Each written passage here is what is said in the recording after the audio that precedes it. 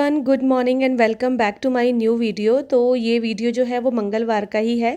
सुबह का वक्त है और यहाँ तक तो आपने देखा होगा जब मैंने अपने लिए नींबू का पानी बनाया था। तो सुबह उठ के पानी वगैरह पीने के बाद और थोड़ा बहुत बच्चों के लिए नाश्ते की तैयारी करने के बाद मैं बाहर से सामान लेकर आई हूँ। बाहर से मतलब कि ये बैग जो है ना हमारे दरवाजे के बाहर रहता है।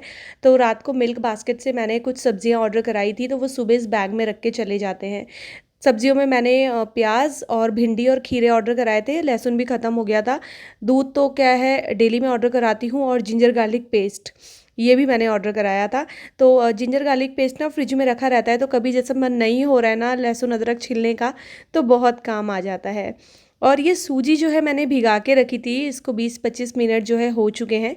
और मैं बच्चों के लिए फ्राइड इडली जो है बनाने वाली हूँ।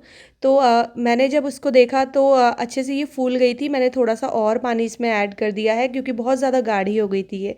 फिर मैंने इसमें 1 पैकेट इनो ऐड किया है, और बस अभी ये जो स्टैंड है इडली वाले, इनमें हल्का हल्का सा ऑयल लगा के और मैं ये बैटर जो है इसमें डाल दूँगी। और गैस पे आप देख रहे हैं 2 कढ़ाई मैंने चढ़ाई है। नॉर्मली क्या होता है ना, मैं एक ही कढ़ाई में बनाती हूँ, लेकिन एक कढ़ाई में ना सिर्फ 3 ही स्टैंड आ पाते हैं। तो इसीलिए मैंने 2 कढ़ाई रख दी थी कि थोड़ा सा जल्दी बन जाएगा, क्योंकि सुबह सुबह थोड़ी सी जल्दीबाजी तो होती ही है।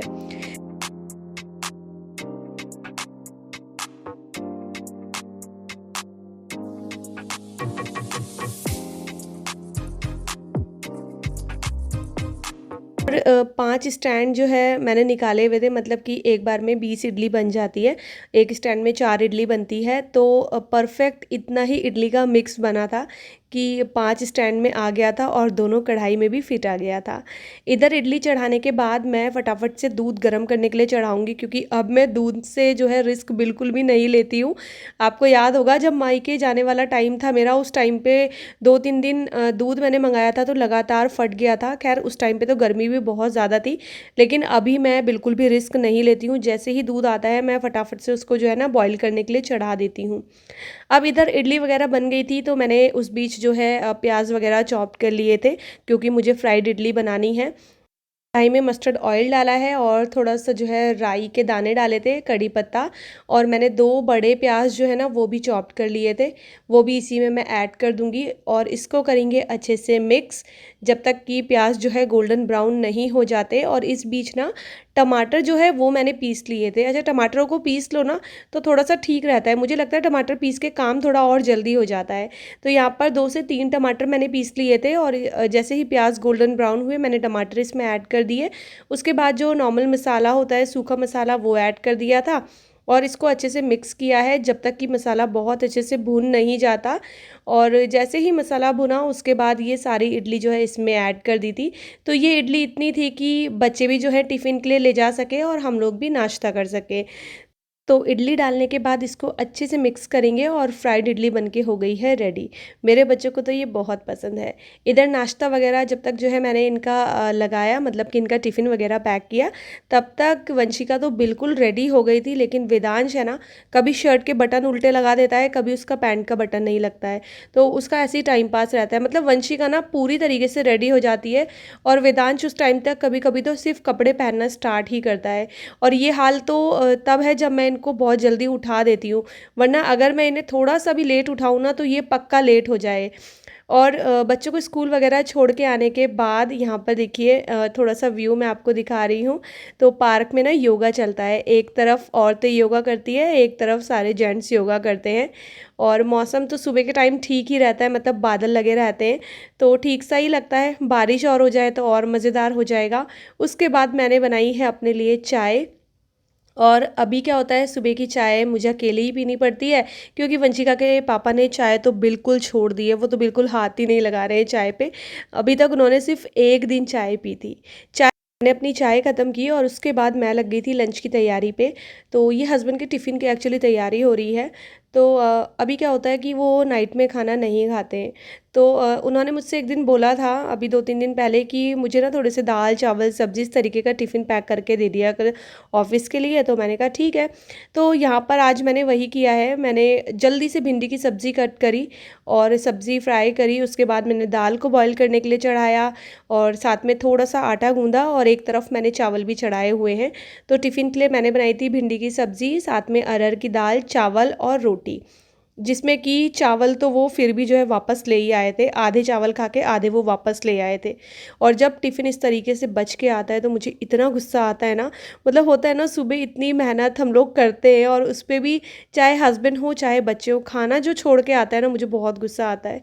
बट फिर वही है, क्या ही कहना था उनको, तो बच्चे होते तो एक बार को डाँटा भी जाता है। ख़ैर यहाँ देखिए मैंने रोटियाँ भी बनानी शुरू कर दी है, तो बस ये उनका टिफ़िन पैक होगा और नाश्ते में हम लोग फ्राइड इडली ही खाएँगे।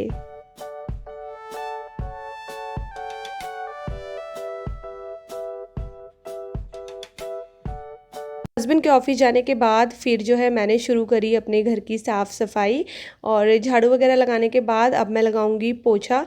तो जैसे कि मैंने आपको बताया ही था कि बालकनी मैं डेली वॉश नहीं करती हूँ। अभी मैंने शायद 1 या 2 दिन पहले ही बालकनी को सर्फ़ से अच्छे से क्लीन किया था और उसके ऊपर एक कमेंट भी आया था कि दी ध्यान से किया कीजिए क्योंकि ये टाइल्स फिसलती हैं। और बिल्कुल सही बोला है उन्होंने, ये टाइल्स सच में बहुत ज़्यादा फिसलती है। लेकिन मैं भी ध्यान से ही करती हूँ, इसीलिए मैं ना स्लीपर नहीं पहनती हूँ जब मैं सर्फ़ का काम करती हूँ ना कुछ भी।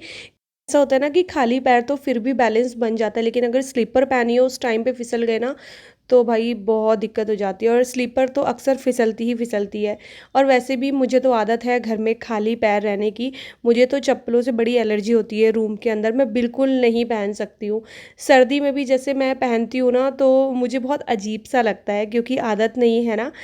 तो सॉक्स में मैं फिर भी रह लूँगी बट स्लीपर वग़ैरह नहीं पहनी जाती है। और यहाँ पर देखिए मैंने ना कुछ सामान मँगाया था ब्लिंकिट से, कुछ क्या मँगाया था, आटा वग़ैरह मँगाया था। उसको भी अभी वैसे ही चेयर पे जो है मैंने रख दिया है, उसको मैं बाद में जो है ड्रम में रख दूँगी। अब मैं आप लोगों से इवनिंग के टाइम पे मिल रही हूँ, तो मैंने ना सारे मैट वग़ैरह धोए थे, किचन का मैट और ये जो कालीन है, ये सारी मैंने धो दी हैं और बस इसको मैंने अब डाला है शाम को सुखाने के लिए, लेकिन हवा अच्छी चल रही थी, तो 3-4 घंटे में ना ये सूख गया था और ये ना मशीन में वॉश हो जाता है तो बहुत अच्छा, मतलब एकदम ऐसे चमक जाता है ना जैसे बिल्कुल न्यू ही लिया हो।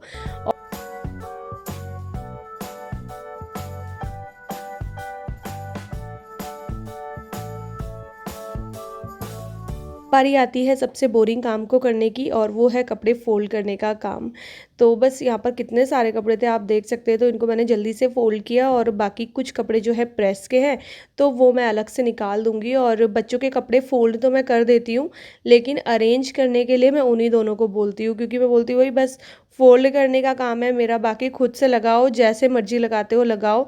और अब एक दिन उनको बोलूँगी कि वो अपनी अलमीरा भी ठीक करेंगे। तो होता ही है ना, बच्चे जब मन होता है तब तो अच्छे से कपड़े रखते हैं, लेकिन जब उनका मन नहीं होता है तो फिर उनकी अलमीरा देखने लायक होती है और मुझे पता है कि अभी फ़िलहाल दोनों की अलमीरा का यही हाल है। Hello everyone, good morning. तो जी आज आप मुझे देख रहे हैं बुधवार की सुबह। ये जो वीडियो आप देख रहे हैं ना, ये कल का है, लेकिन आप लोगों से बात करने में आज आई हूँ क्योंकि बहुत सारे क्वेश्चन आ रहे हैं और बहुत दिनों से आ रहे हैं। इनफैक्ट तब से आ रहे हैं जब से मैं मायके गई थी, उसी टाइम से जो है लोगों के दिमाग में कुछ बातें खटकी हैं जिसके लगातार कमेंट्स मुझे आ रहे हैं। तो मुझे लगा कि नहीं, आपको जो है थोड़ा बहुत रिप्लाई दे देना चाहिए क्योंकि आप लोग होता ही है, मुझसे रिलेटेड सारी चीज़ों को जानने का हक रखते हैं आप। लेकिन कुछ चीज़ें ऐसी होती हैं कि जो मैं सोशल मीडिया पे खुल के नहीं बता सकती हूँ क्योंकि होगा क्या कि अगर मैं कुछ चीज़ें खुल के रखूँगी तो कहीं ना कहीं उस चीज़ का इफ़ेक्ट मेरे घर पे पड़ेगा।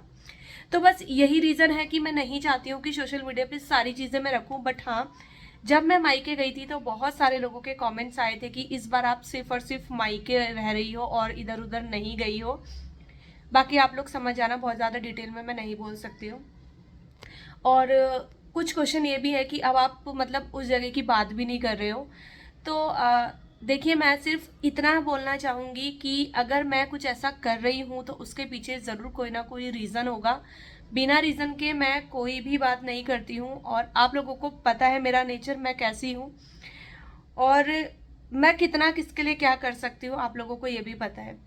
लेकिन वही है, कभी कभी ऐसा होता है ना कि कुछ चीज़ें हैं जो दिल को बहुत ज़्यादा लग जाती है, बहुत ज़्यादा, और कुछ चीज़ें जिसकी आपको उम्मीद भी नहीं होती है, जब वो हो जाती है ना तो फिर होता है ना, चीज़ों से मन हट जाता है।